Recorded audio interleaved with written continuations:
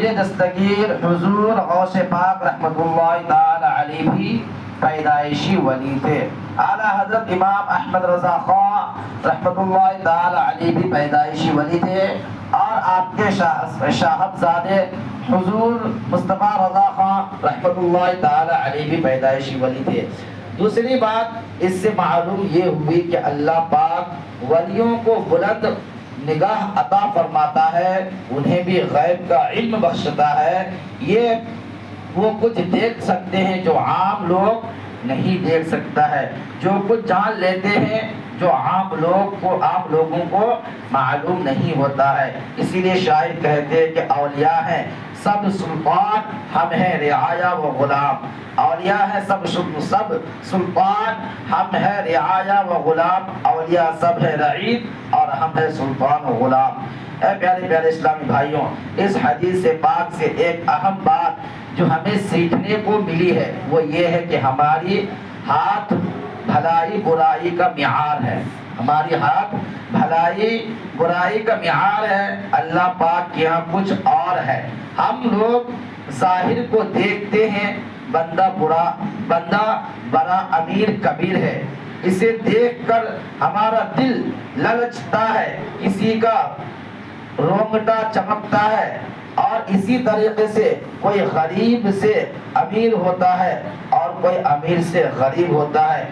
کوئی ہم کہتے ہیں کہ اس سے ضرور کوئی گناہ ہو گئی ہو تو اللہ تبارک و تعالی اس کو امیر سے غریب بنا دیا ہے، اور اگر کوئی غریب سے امیر بنتا ہے تو ہم کہتے ہیں کہ اللہ تبارک و تعالی کا اس پر فضل کرم ہے۔ یعنی ہم لوگ ظاہری ٹپ ٹاپ یعنی شان و شوکت اور عزت و شہرت کو دیکھتے رہتے ہیں، لیکن یاد رکھیے کہ جیسے ہر چمکتی چیز سونا نہیں ہو سکتی ہے، ویسے ہی دنیاوی شان و شوکت عزت شہرت اللہ کے یہاں مقبول کی دلیل نہیں ہو سکتی ہے۔ اللہ کے یہاں مقبول کی دلیل نہیں ہو سکتی ہے۔ ایمان ملنا، اللہ پاک قرآن پاک میں ارشاد فرماتا ہے فَمَنْ يُرِدِ اللَّهُ أَنْ يَهْدِيَهُ يَشْرَحْ صَدْرَهُ لِلْإِسْلَامِ، ترجمہ کنز العرفان، اور جسے اللہ ہدایت دینا چاہتا ہے تو اس کا سینہ اسلام کے لیے کھول دیتا ہے۔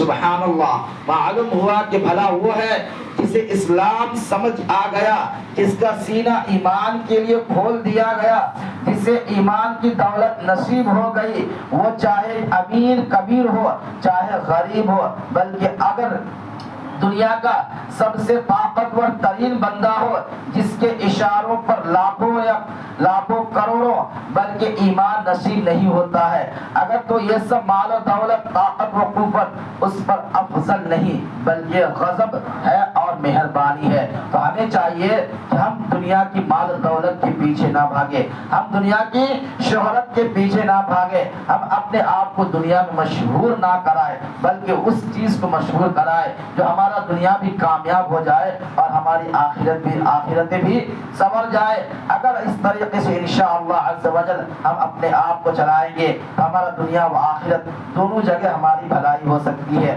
اور آگے چلتے جیسے ایمان کی دولت نصیب ہو جائے، جسے ایمان کی دولت نصیب ہو جائے، وہ چاہے پھٹے پرانے کپڑے بھی پہنے کیوں نہ، لیکن اگر وہ اپنے رب کی بارگاہ میں کوئی بات کہہ دے تو اللہ تبارک و تعالی اس کی باتوں کو رد نہیں کرتا ہے۔ یہ نہیں دیکھتا ہے کہ کون بندہ پھٹے پرانے کپڑے والا اس بات کو کہا کہ بڑی شان و شوکت والا کہا۔ اللہ کے یہاں کوئی پھٹا پرانا یا شان و شوکت معنی نہیں رکھتی ہے، معنی وہی چیز رکھتی ہے کہ آپ اپنے لیے کیا کیے ہیں، آپ کیسا چل رہے ہیں، آپ کے دل میں کتنا ایمان باقی ہے۔ تو پیارے پیارے اسلامی بھائیوں، ہمیں اپنے آپ کو سنبھالنا چاہیے، ہمیں اپنے جسم پر جو ظاہر دکھنے والا ہے ہمیں ظاہر صاف نہیں کرنا چاہیے، ہمیں اپنی باطنی کو صاف کرنا چاہیے۔